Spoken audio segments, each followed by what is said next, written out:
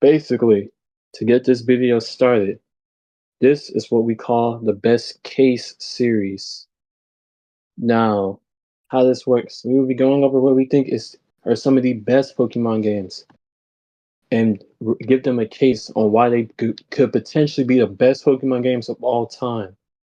Now, today, someone who will be making a case for Black and White is Lynn. But with that being said, he has the floor. Hello, everyone. Let me tell you a little story.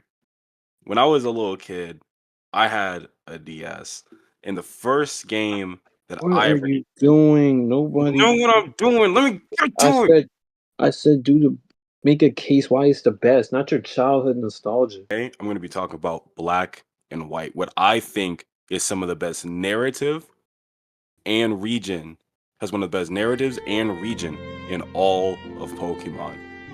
Now, Black and White is a story of civil rights. The two main characters, I base basically the two main characters in yourself or two rivals. You don't see he's not an actual rival though. He doesn't treat himself as a villain. He brings you on carnival rides. He talks to you like a normal human being. He has battles with you and he doesn't hold grudges like other rivals. Some rivals, cough cough Gen 2, just hate you just because. In In has a motive. In has a pure passion. He's not fighting you because he hates you. He's fighting you to prove you a point. And that's that Pokemon have rights. Now stick with me now. Gen 5 entire plot point is that Pokemon have rights. Well, that's one. That's your rival's point. His father, though, the main villain of Gen 5, is just using it as a ploy, manipulating the people below him to do his own dirty work and try and take over the world with the legendaries that he's acquired. Now, one of the best things about N is that he sticks to his word. He doesn't catch Pokemon. Every single fight you have with N is a random assortment of Pokemon, whether it be evolved, first stage, just any random Pokemon that he just wants to bring with him, that willingly come with him. He doesn't use Pokeballs, he just lets them come in. And it's shown in his first fight as there were no Pokeballs shown. It's random Pokemon. Now, at first, you may think when you go into the game, oh, this is going to be his team, it's going to evolve. Nope, just random Pokemon.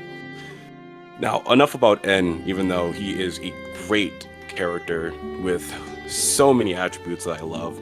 Let's talk about the region. Unova. Unova takes a big old detour from the other 4 gens that were passed from it and brings us over to America. This is important. Now, you go through what seems to be the major cities in America, most themed off of Los Angeles, New York, and it's all so beautiful. The cities are interwoven. You can go through alleyways, the sewers. I don't know why you want to go through the sewers, but you can go through the sewers. Stand on, don't get me started. You go through playgrounds and you see schools, and that is a horrible example. And you go through the bridges to get to each and every single city. You go up skyscrapers. There's an entire gym that is a building that you travel up through that is an art gallery. It's beautiful. Along with that, you go through many small towns in America, which is built off the rural population that America has grown. As it takes inspiration from the land. A lot of America is just small towns and general little, cities that haven't fully grown. And while you go through those, then you enter into the big, gigantic, bustling cities with people walking around, speaking to each other. You can pick up trash, which turns into leftovers. Leftovers is one of the items that you get in the game just from going through the trash can because it's a apple core. I think the small details like that are just really nice. And did I mention that there's a city on a bridge that is full, that its entire culture is music. Also, the culture. You can feel the culture bleed out of this game. The lights, the cities, the carnivals that you go on, the people that you talk to, everything. Even the characters just running off to chase their dreams in the big American world only to be crushed into disappointment. That we'll get to that later about the characters. But this world is just so beautiful and woven just so nicely. Everything is put together so well. And did I mention there is a city on a bridge? That entire thing is music. They're one big band. I'll stop. I'm sorry. Now for the characters. Of course, the main character isn't much. The main character in a Pokemon game is you. You are trainer, boy or girl. But in this game, you have two rivals. Bianca, who is a bright-eyed girl who just wants to chase her dream of becoming a trainer. There's an optional point in the game, in the beginning of the game, where Janzi wants you to walk into the gym. And he tells you, hey, go get her. You can go into her house and you can speak to her as she screams at her parents, I want to go off. I want to go see the world. I want to be a trainer. And her dad tries to stop her. After this, you can immediately just walk out and go to... What is hitting your mic?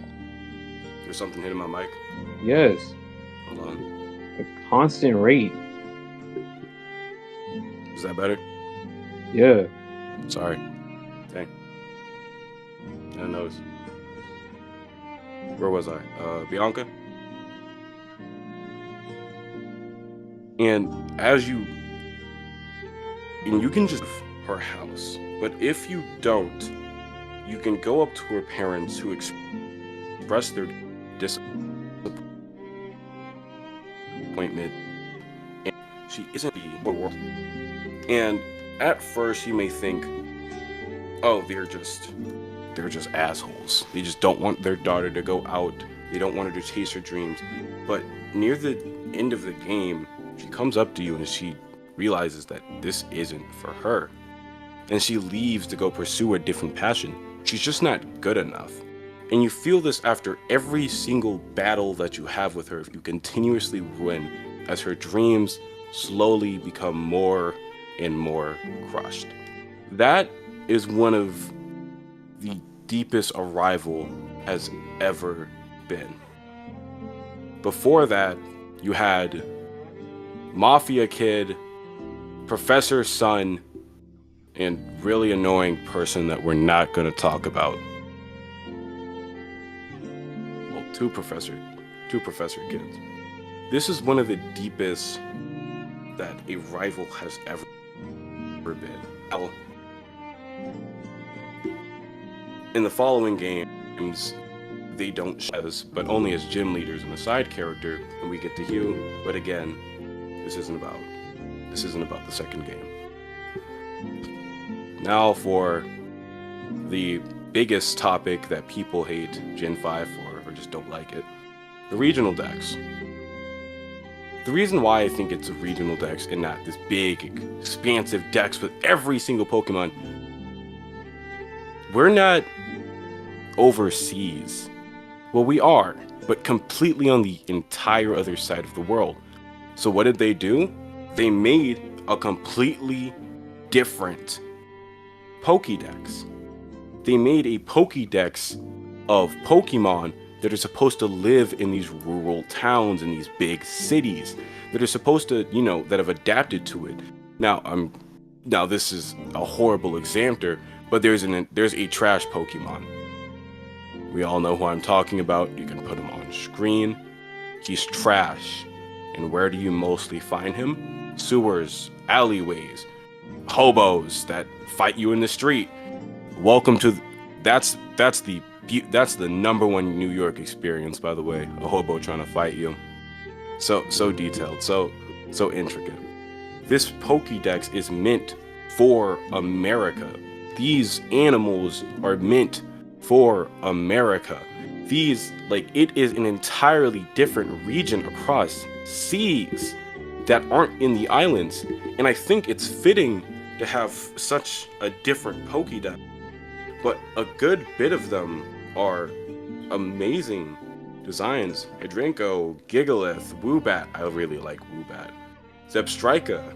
There are some really standout Pokemon. Now, are there bad ones? Yes, there's the monkeys. There's the monkey trio. But are there other ones that just stand out? Yes, I think Gen 5 has one of the nicer starters, even though a lot of people don't like the pig. Tepig, people really don't like Tepig. Trash. And now, another big thing about Gen 5 is just the feel. A big thing about Pokemon games is the vibe that you get in the journey that you have to come along through to get to the final destination, to become champion of your region. And in Black and White, you do not achieve this. You don't. You don't achieve this. You fight through the Elite Four, and then as soon as you're going to step into to fight the champion, Team Plasma comes through and just destroys everything. And you have to go stop them. And after you do stop them, the game just kind of ends. Now, of course, you can continue this in the post-game where you then find, the rest of, the Pokedex, just post-game stuff, right? But during the end, you just kind of save the day. And instead of going back and becoming champion, it just kind of ends. You go home, you end up with your mom, you talk to your friends, and you just console with N as N realizes his mistakes. And at first, you might feel disappointed, as this is off the norm from every single Pokemon game. You're supposed to stop them, and then you're supposed to stop the team, and then go fight the champion and become champion. That doesn't happen here. The Team Plasma is woven into the story until the champion fight. Team Plasma isn't stopped until you have to stop them at the champion fight. You didn't do your job before, so now you have to do it at the end.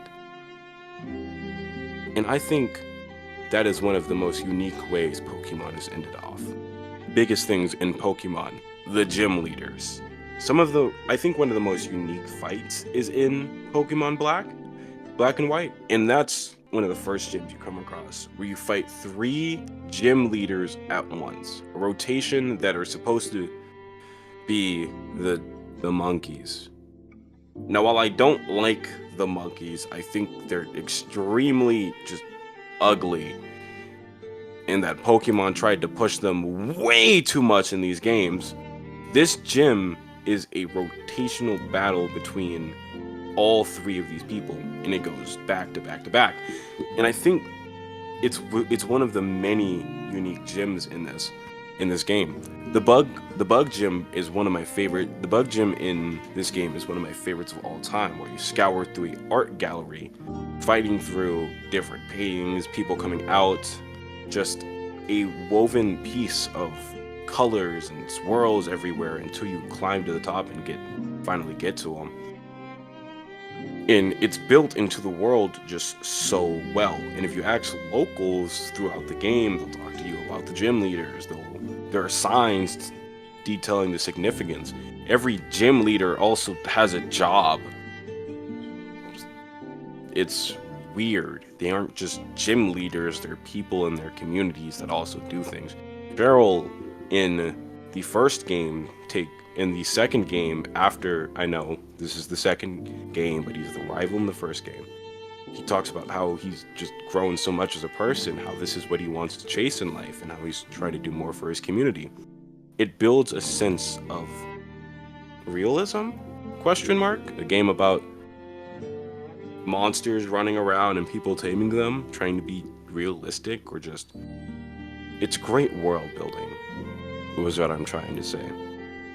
And it's some of the best world building that we've had in Pokemon in a while. And I think to that point, aside from Gen 3. With that, being said, hopefully he has made his case. Now, the next video we are going to do is on Heart Gold and Soul Silver. Wonder who But got with, them yet. but with that being said, thanks for watching and yeah, goodbye.